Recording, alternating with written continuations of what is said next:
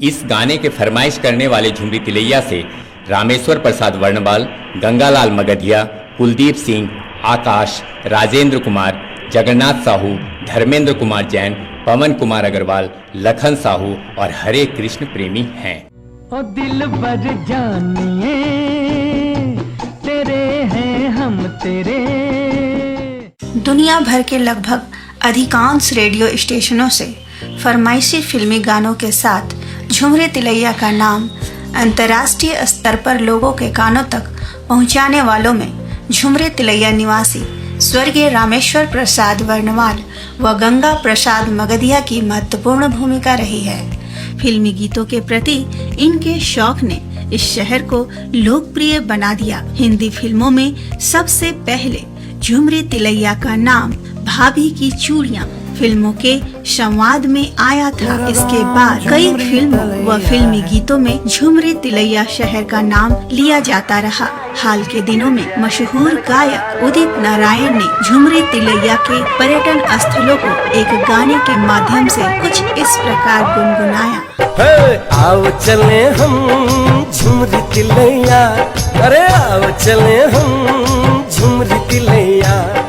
झुमरी तिलैया शहर कोडरमा जिला का मुख्य शहर है। 10 अप्रैल 1994 को हजारीबाग जिले को विभाजित कर कोडरमा जिले का निर्माण किया गया। इसे झारखंड का प्रवेश द्वार के नाम से भी जाना जाता है। त्रेता युग के धर्मपुत्र करदम ऋषि के नाम पर इस स्थान का नाम कोडरमा पड़ा।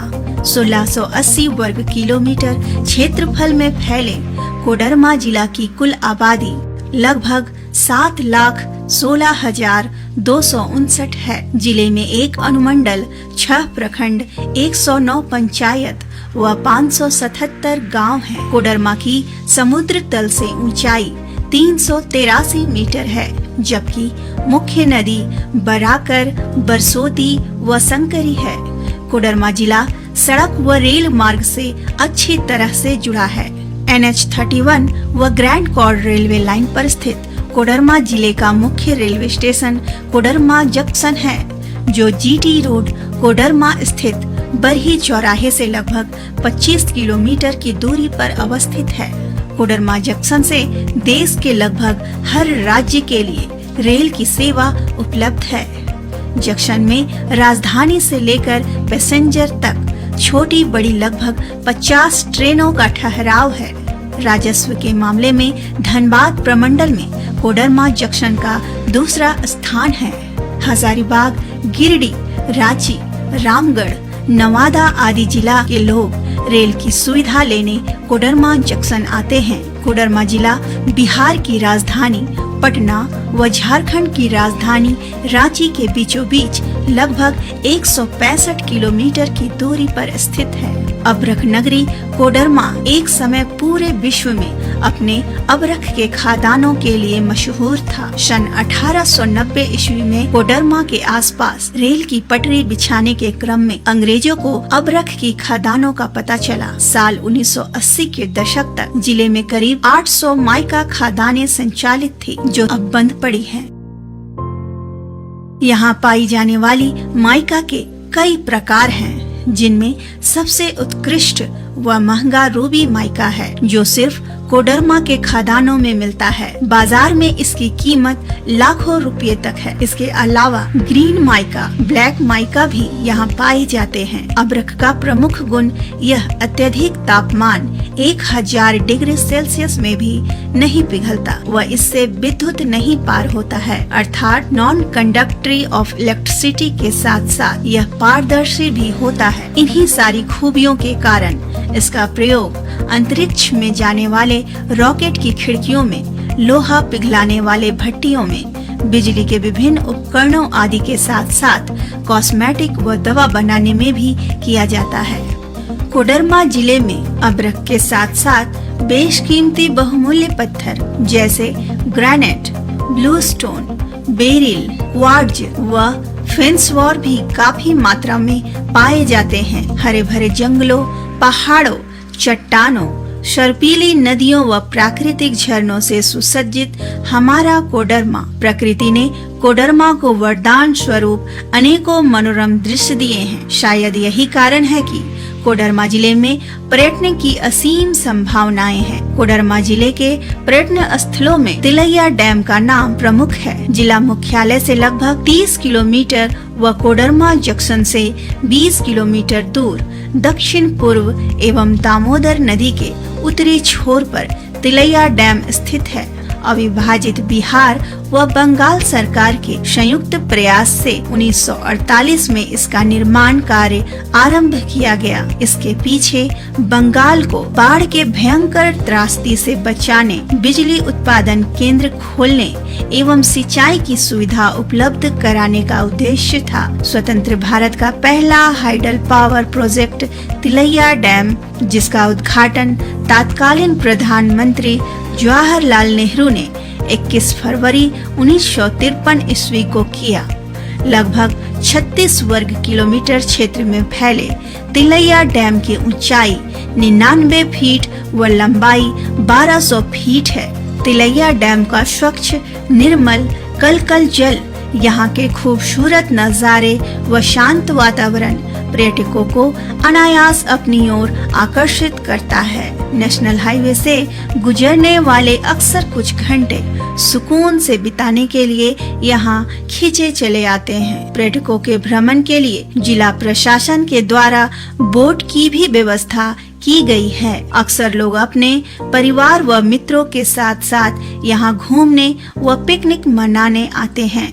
यहाँ घूमने आने वाले पर्यटकों के ठहरने एवं जलपान के लिए डैम के पास पहाड़ी पर गेस्ट हाउस बनाया गया है। साथ ही साथ यहाँ से लगभग 7 किलोमीटर की दूरी पर पर्यटन विभाग झारखंड सरकार के द्वारा झील रेस्टोरेंट का भी निर्माण किया गया है। वन विभाग के द्वारा भी गेस्ट हाउस का निर्माण कराया गया है, जहाँ पर्यटक विश्राम कर सकते हैं। तिलैया डैम के पास ही अवस्थित है राष्ट्र का गौरव सैनिक स्कूल तिलैया, जिसकी स्थापना 16 सितंबर 1963 ईस्वी में हुई। सन 1962 ईस्वी में भारत चीन युद्ध के उपरांत तत्कालीन प्रधानमंत्री पंडित जवाहरलाल नेहरू व रक्षा मंत्री वी.के. कृष्णा मेनन ने सोचा कि भारत के सामान्य बच्चों को सैन्य शिक्षा मिल सके। इसी उद्देश्य से देश के लगभग हर राज्य में सैनिक स्कूल की स्थापना की गई। सैनिक स्कूल निर्माण की कड़ी में यह 12वां सैनिक स्कूल बनाया गया। इस सैनिक स्कूल को एनडीए व नौसेना अकादमी में प्रवेश के लिए सबसे ज्यादा कैडेट भेजने का गौरव प्राप्त है।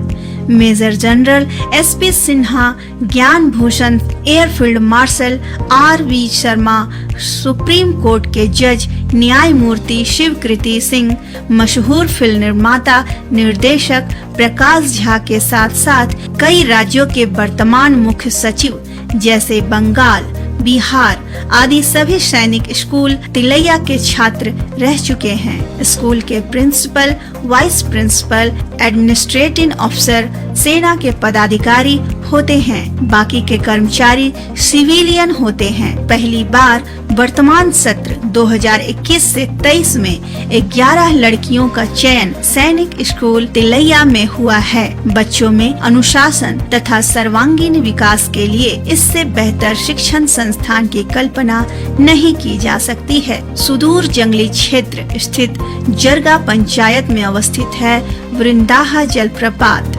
यह एक प्राकृतिक स्वच्छ जलधारा है, जिसमें तिलैया व गझंडी के जंगली क्षेत्र का पानी इकट्ठा होकर लगभग 200 फीट की ऊंचाई से नीचे की ओर गिरता है। दूर दूर से बड़ी संख्या में पर्यटक यहाँ पिकनिक मनाने व प्रकृति का आनंद लेने पहुँचते हैं। घने जंगलों में अवस्थित है झरना कुंड। जंगलों में पहले जिस तरह साधु संत महात्मा तप करते थे, उसी तरह साधना करने की मान्यता यहाँ से जुड़ी है। संतों की तपोस्थली के कारण इसे सिद्धि स्थल भी माना जाता है। ऐसी मान्यता है कि यहाँ पूजा अर्चना करने से मनोकामना पूरी होती है। यहाँ भगवान शिव का मंदिर है जिसमें पौराणिक शिवलिंग है। सावन पूर्णिमा की अंतिम सोमवारी को हजारों श्रद्धालु यहाँ उत्तर वाहिनी से जल उठाकर 12 किलोमीटर पैदल चलकर ध्वजाधारी धाम में जलाभिषेक करते हैं। इस दिन कांवर पदयात्रा भी निकाली जाती है। जिला मुख्यालय स्थित ध्वजाधारी धाम एक पवित्र धार्मिक स्थल के रूप में विख्यात है। ध्वजाधारी पहाड़ पर त्रेता युग के धर्मपुत्र करदम ऋषि वर्षों तक तपस्या की और अंतर ध्यान हो गए। इस पहाड़ की ऊंचाई लगभग 500 फीट है, जिसकी चोटी पर भगवान शिव व पार्वती की प्रतिमा विराजमान है। यहाँ लगभग 777 सीढ़ियाँ चढ़कर पहुँचा जा सकता है। वहीं ध्वजाधारी धाम के परिसर में भगवान हनुमान, राधा कृष्ण मंदिर, शिव मंदिर, विवाह भवन आदि हैं। मान्यता है कि यहाँ जो भी भक्त सच्चे मन से भगवान भोलेनाथ की पूजा करता है, उसकी सारी मनोकामनाएं जरूर पूरी होती है। मनोकामना पूरी होने पर लोग ध्वज, त्रिशूल व नैवेद्य चढ़ाते हैं। यहाँ हर एक साल शादी ब्याह के मौके पर कोडरमा समेत आसपास के कई जिले के लोग अपने पुत्र पुत्रियों का विवाह करवाते हैं। आज भी जिला मुख्यालय व आसपास में होने वाले शादी ब्याह में सबसे पहले भगवान भोलेनाथ को निमंत्रण कार्ड दिया जाता है। पूर्णिमा व महाशिवरात्रि के मौके पर तो यहाँ शिव भक्तों की भीड़ उमड़ पड़ती है। हजारीबाग, चतरा, गिरिडीह के अलावा बिहार राज्य के नवादा आदि समेत कई अन्य जिलों के शिव भक्त हजारों की संख्या में आकर भगवान भोलेनाथ का जलाभिषेक करते हैं। धार्मिक पर्यटन स्थलों में प्रमुख ध्वजाधारी धाम को भ्रमण करने के बाद पर्यटक ठीक इसके पीछे स्थित कोडरमा वन क्षेत्र भी घूम सकते हैं। जंगली जानवरों व पक्षियों के शौकीन पर्यटकों को कोडरमा वन्य प्राणी आश्रयनी में भ्रमण के दौरान मोर, चील, जंगली मुर्गा, उल्लू, टिटहरी, बटेर, कोयल, तोता, blue kingfisher, jungle nightjar, हुदहुद, पाइड किंग फिशर आदि कई पक्षियों के साथ साथ भालू सहित नेवला, लकड़बग्घा, खरहा, बंदर, लोमड़ी, सियार, वज्रकीट, सांभर, चीतल, जंगली बिल्ली, जंगली सुअर आदि स्तनधारी व अजगर, नाग, गौह, करैत, हरहरा, रस्सल वाइपर, धामिन, गेहुअन आदि सरीसृप देखने का अवसर मिलेगा। जंगल की अपनी खुशबू, शांत वातावरण व अपनी नैसर्गिक ध्वनि होती है। आप जब जंगल का आनंद लेने आए तो अपने साथ किसी प्रकार के कृत्रिम आवरण को न ओढ़ें। ठीक इसी प्रकार जलाशय व जलधारा की भी अपनी ध्वनि, अपना राग होता है। स्वच्छ निर्मल जल की कलकल आवाज आपको सुननी हो तो मरकच्चो प्रखंड के पचखेरो डैम में चले आइए। मरकच्चो प्रखंड मुख्यालय से 1 किलोमीटर उत्तर की ओर लगभग 378 हेक्टेयर क्षेत्र में फैले पचखेरो नदी पर अवस्थित पचखेरो डैम की बात ही कुछ और है। कोडरमा व गिरिडीह जिला के लोग अक्सर यहाँ पिकनिक मनाने व अपनी थकान मिटाने आते हैं। जल संसाधन विभाग झारखंड सरकार के द्वारा इस डैम का निर्माण वर्ष 1988 में आरंभ कर वर्ष 2015 में समाप्त किया गया। डैम का लोकार्पण भी वर्ष 2015 में ही किया गया। पचखेरो नदी जो घोड़खंबा से होते हुए लगभग 8 गांव से गुजरकर बराकर नदी में मिलती है। इसमें ये 4 छोटे छोटे जल स्रोत बाडी सोत, खरगो सूती, भूताहा नदी व दलदल जल स्रोत आकर मिले हैं। सिंचाई व मत्स्य पालन के उद्देश्य से बनाए गए इस डैम का प्राकृतिक सौंदर्य देखने लायक है। मरकच्चो प्रखंड में ही बंदर चौकवा गांव के उत्तरी सीमा पर बियावान जंगलों के बीच अवस्थित है शक्ति पीठ माँ चंचला धाम, जहां बंगाल, बिहार, उड़ीसा व झारखंड के लोग मन्नतें मांगने व पूजा अर्चना करने आते हैं। सन 1348 ईस्वी में खेसमी के राजा जय नारायण सिंह को शिकार खेलने के क्रम में बाघ पर सवार भगवती दुर्गा मां के दर्शन लगातार 2 दिनों तक हुए। तीसरे दिन राजा अपने कुल पुरोहित स्वर्गीय कैदी नारायण पांडे के साथ 500 फीट ऊपर पहाड़ पर चढ़े, जहां उन्हें माँ दुर्गा की मूर्ति दिखाई दी। उसी समय से आज तक यहाँ पूजा अर्चना की जा रही है। माँ भगवती दुर्गा देवी के 108 उपनामों में एक नाम चंचला है, जो दुर्गा सप्तशती पुस्तक में अंकित है। इसी कारण यहाँ का नाम माँ चंचला धाम पड़ा। भगवती कुमारी कन्या होने के नाते यहाँ सिंदूर का चढ़ावा नहीं होता है। उपवास कर ही पूजा अर्चना के लिए पहाड़ पर चढ़ा जाता है। मंगलवार व शनिवार को यहाँ श्रद्धालुओं की काफी भीड़ रहती है। यहाँ पशु बलि प्रथा भी प्रचलित है। इस क्षेत्र के नवजात बच्चों का चूड़ाकरण अर्थात मुंडन यहाँ अनिवार्य रूप से कराया जाता है। सैकड़ों वर्षों से यहाँ ऐसी पूजा अर्चना की परिपाटी चली आ रही है। खेसमी के आसपास के क्षेत्र की रक्षक है माता चंचला देवी, ऐसा स्थानीय लोगों का मानना है। डोमचांच, जिसका शुद्धिकरण करवाकर नाम रखा गया डोमचांच, शहीदों व संत महात्माओं का साधना स्थल रहा। डोमचांच में उड़िया बाबा, परमहंस बाबा जैसे संत हमेशा से रहे थे। लंगटा बाबा के शिष्य रहे परमहंस बाबा 1916 ईस्वी में डोमचांच आए थे। परमहंस बाबा का जन्म 1870 ईस्वी में गिरिडीह जिले के गोदली टाड़ ग्राम में हुआ था। वे सांप्रदायिक सौहार्द के प्रतीक पुरुष थे। परमहंस बाबा आए सज्जनों, महिलाओं की याचनाओं, प्रार्थनाओं, राम कहानियों, प्रश्नों, शंकाओं, प्रशंसकों को सुनकर एक ही उत्तर देते थे। सत श्री बाबा कहा करते थे कि हमर भीरी सब सत, चारों सत, साधुओं सत, राजा सत, भिखारी सत। गुरु चेला नहीं मानते थे। उनका कहना था कि आत्म गुरु मन चेला। लोगों की मनोकामना बाबा के आशीर्वाद से पूरी हो जाती थी। परमहंस बाबा लगभग 45 वर्षों तक डोमचांच में रहे और 28 अक्टूबर 1961 को डोमचांच स्थित काली मंडा ठाकुरबाड़ी में समाधि ले ली। आज इस समाधि स्थल पर समाधि पर्व मनाया जाता है, जिसमें हजारों भक्त चादर पोशी के लिए आते हैं। शहीदों की धरती डोमचांच में एक से बढ़कर एक देशभक्त हुए, जो अंग्रेजों के खिलाफ विद्रोह का बिगुल फूंकते रहे। हमेशा किसी न किसी प्रकार से अंग्रेजी शासन के खिलाफ आवाज उठाने वाले देशभक्त चूड़ामन मोदी, मंगर साव, नुनमन धोबी व उदित नारायण मेहता को अंग्रेजों ने इसी चौराहे पर गोलियों से भून डाला था। इन्हीं शहीदों की याद में बनाया गया यह शहीद पार्क आज भी उनकी वीरता व बलिदान की हमें याद दिलाता है। डोमचांच प्रखंड के ही पारहो पंचायत में स्थित माँ को मारा बाबा पहाड़ की ऐतिहासिक महत्ता होने के साथ ही धार्मिक मान्यता भी है, जहाँ भगवान विष्णु के छठे अवतार भगवान परशुराम त्रेता युग के रामावतार के रूप में आए थे। यह भी कहा जाता है कि भगवान परशुराम के पिता मुनि जगदम्बा व माता रोहिणी अपने 3 भाइयों के साथ इसी पहाड़ पर तपस्या करने आए थे। इस पहाड़ के नीचे एक तालाब था, जहां परशुराम की मां रोहिणी पिता मुनि जगदम्बा के लिए पानी लाने गई थी, मगर देरी हो जाने पर मुनि जगदम्बा को गुस्सा आ गया।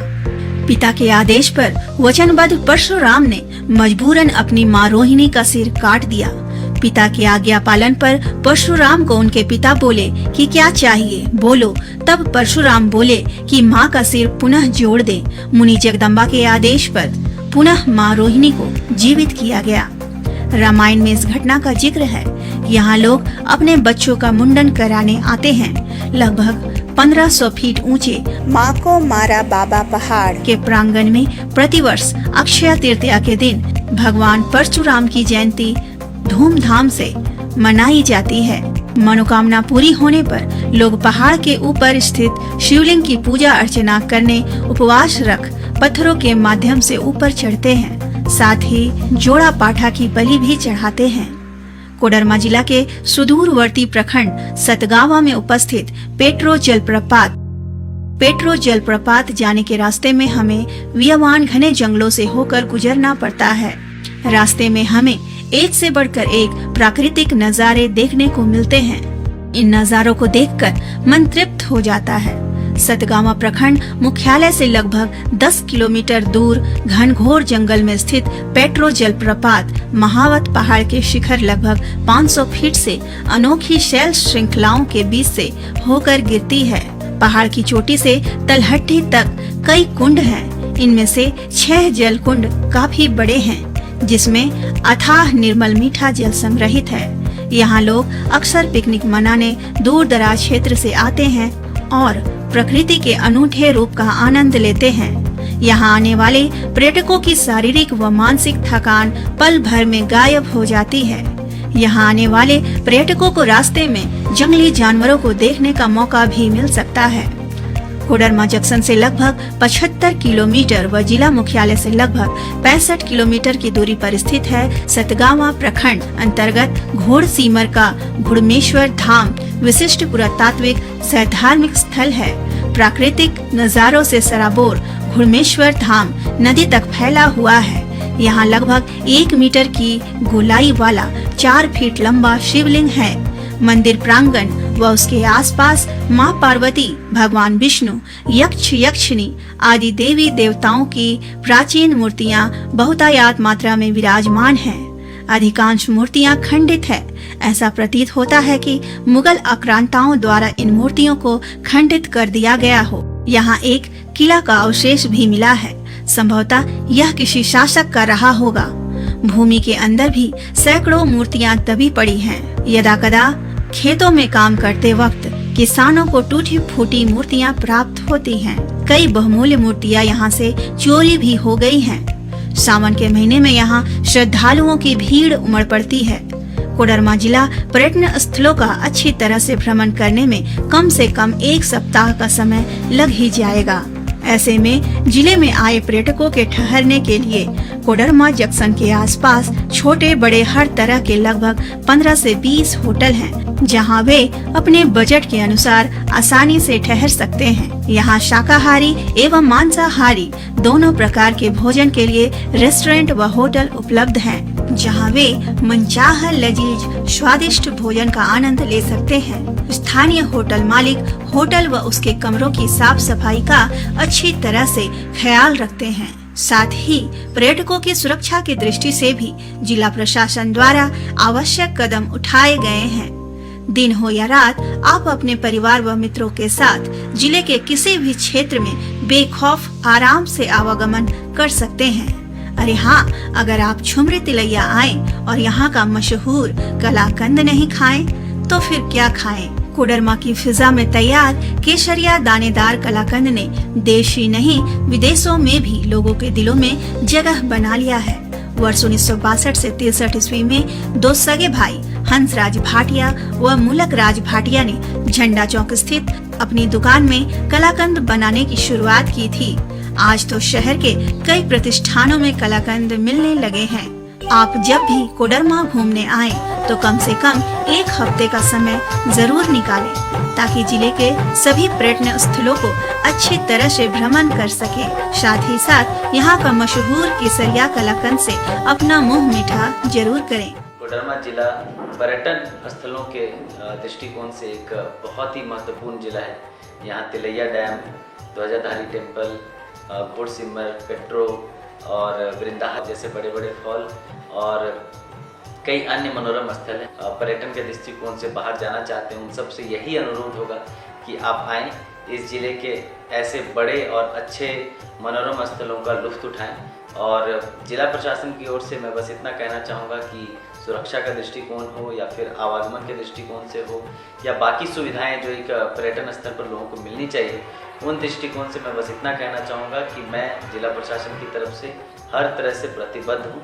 यहाँ आने वाले सभी पर्यटकों के लिए जिला प्रशासन हमेशा तत्पर खड़ा है।